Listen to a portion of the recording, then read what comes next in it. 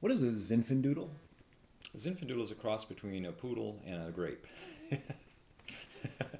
It's actually it is a non-vintage Zinfandel that I produce from essentially what are essentially leftovers or pieces that didn't fit into my old immature vine Zinfandel from my family's vineyard. Just because out of all these different fermentation lots and different plots, give me 6 barrels of this, 10 barrels of that, 2 barrels or 3 barrels of something else.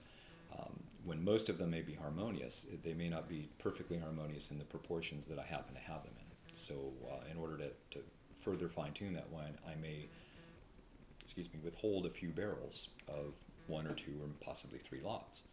What do I do with those few barrels?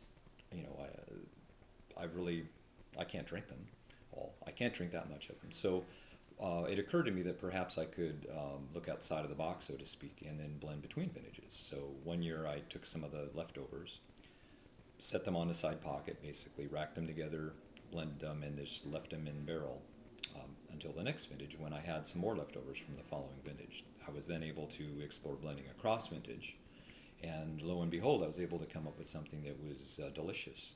And I decided to do that, but I didn't know what to call it. And I guess during some extended blending sessions, I remembered back to my childhood or at least teenage years, when my parents allowed me to make a little Zinfandel at home.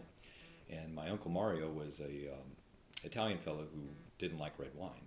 I mean, there was one, and it was him, and believe it or not. And he said, "Quit making that darn." Well, these weren't his exact words, but quit making that darn Zinfandoodle and make something good like Muscadoodle. And since he did like sweet wines, and it just seemed like the perfect name for a product that probably wouldn't get much respect being a non-vintage wine, but was certainly delicious.